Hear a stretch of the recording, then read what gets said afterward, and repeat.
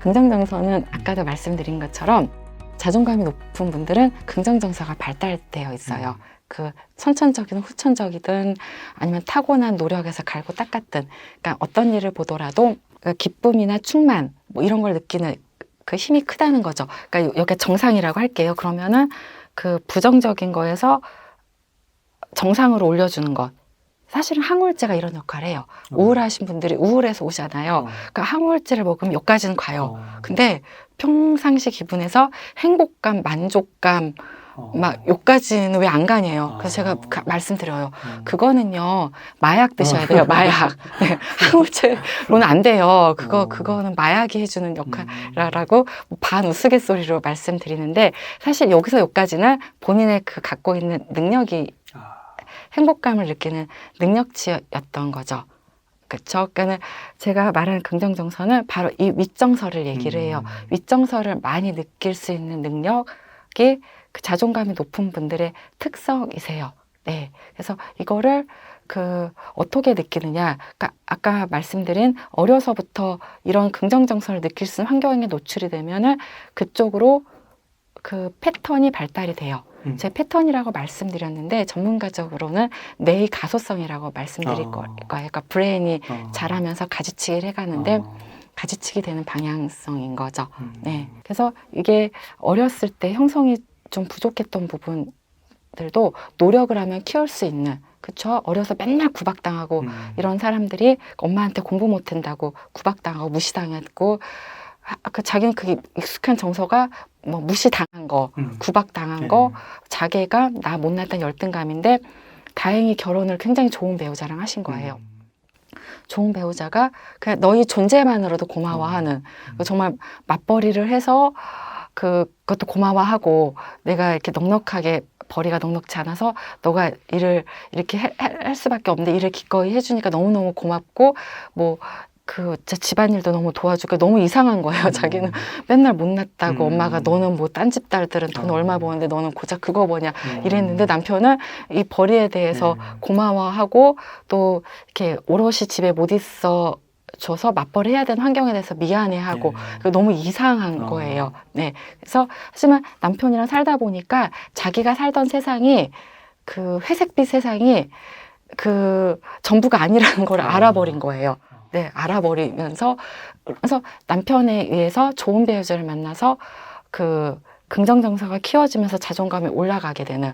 예전에는 뭘 안 하면 엄마한테 혼났는데 너는 왜 이것도 안 했고 공부도 안 했고 오늘 해야 될 것도 안 했고 뭐 이랬는데, 남편은 오히려 직장 다니는 우리 마누라 바쁘니까 힘드니까 주말에는 뭐 계란 후라이에 식빵 한쪽에서 나름 모양을 내어서 브런치로 막 깨워서 먹으라고 해서 너무 이상한 거예요. 나를 구박 안 하는 막, 그러니까 그 그레이 세상에서 옐로우 세상 발을 디딘 거죠. 네. 그러면서 더 엄마가 이해가 안 된대요. 네, 왜 그랬는지. 근데 어머니도 또 과거에 또 그런 게 또 있지 않았을까? 엄마도 약간은 그 자존감 낮추고 타인과의 트라우마죠. 사실은 감정적인 상처를 주는 게 가족인 경우가 대부분인 경우가 많아요. 그래서 대부분인 경우가 많은데 그 부모하고의 그 상처를 극복하는 마지막 방법은 부모를 이해를 하면서 부모를 불쌍히 여기는. 네, 우리 부모도 저럴 수밖에 없었던 그 과거가 있구나. 그러니까 마트로시카 같아요. 그거 아시나요? 러시아 인형. 조그만 거 빼고 점점 커지는. 그러니까 나를 까보면 엄마가 있고 엄마를 까보면 외할머니가 있고 막 이런 상황들인 거죠. 엄마도 보고 배운 게 사실 경험한 세계가 그게 전부인 거예요. 자식을 키움에 있어서 채찍질을 해서 좋은 대학을 보내고 하면은 그게 다인 줄 알았던 부모였었고, 자기 또한 그렇게 부모한테 양육을 받아본 적이 없는 거죠. 그래서 근데 이걸 언젠가 우리가 고리를 끊어야 되는 말이죠. 그래서 가끔 환자분들이 얘기하세요. 자기가 그러면 나는 그럼 평생 이렇게 그레이에서 살아야 되는데, 아니다. 옐로우로 갈 수 있는데, 근데 옐로우 세상에서 살던 사람들이 자연스럽게 하는 거를 한번 돌려서 해야 되는 수고로움이 좀 있으실 거다. 하지만 그 수고로움을 기꺼이 하셔야지만 끊으실 수 있다. 어떤 거냐면, 제가 이제 저 선인장을 화병이죠.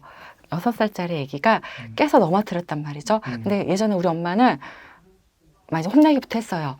저거 치울 생각에 너는 왜 사고를 쳐갖고 이렇게 나로 하여금 일거리를 만드냐. 넌 맨날 이렇게 사고만 치니 이게 벌써 몇 번째 사고인 줄 아냐. 라고 애를 갖다가 그러니까 자기는 익숙한 거예요. 사고 치면 혼난다라는. 근데 이제는 나이가 들어서 보니까 이게 애가 그 전에 물어봐야 되는 거죠. 넌 왜 선인장을 갖다 했더니 저쪽에 있는 선인장에 꽃이 생겨서 그걸 따서 엄마를 난 주고 싶었어요. 라는데 뭐 이거를 말할 틈도 없이 막 혼나고 그냥 다 끝났단 말이에요. 그래서 나는 사고 치면 혼나는 거고 야단 듣는 게 익숙한 건데 이제 내가 자식을 키워요. 이제 똑같은 상황이 됐어요.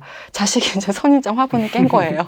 이제는 자동적으로 튀어나가요. 자기가 살았던 그 세상의 그 패턴 에 따라서 그냥 튀어나가죠. 내가 알고 있는 세상의 방식에 따라서 애를 갖다가 또 야단을 쳐야 되는데 배웠고 익숙하고 이러면 애 자존감을 떨어뜨린다는 걸 알아서 한번 돌려요. 그래서 그냥 자동적으로 튀어나갈 반응 억누르면서 어머 누구야 다치지 않았니? 이리 와보렴. 선인장이랑 그 화분 깨진 거 위험해. 엄마 내가 어쩌고 아이고 괜찮아. 나한테는 중요한 건 너희 다침이란다. 그러면서 선인장과 화분은 나한테 그렇게 중요한 존재는 아닌데 너가 다쳤을까 봐. 뭐 근데 치우다 보면 승질은 다른데 억지로 꽉꽉 누르는 거죠. 그러면서 그래서 엄마 내가 사실은 선인장에 있는 꽃을 따다가 엄마를 주려고 그렇구나 우리 애 누구는 마음도 참 착하고 이쁘구나 그러다가 선인장을 화분을 넘어뜨렸구나 엄마는 너희 마음을 갖다가 예쁘게 잘 받을게 라고 하면서 억지로 한 번 하지만 이렇게 돌리려는 노력이 내 자식한테는 옐로우 세상에서 살 수 있는 기회를 주는 거죠. 긍정정서는 바로 이런 옐로우의 세상을 얘기를 해요.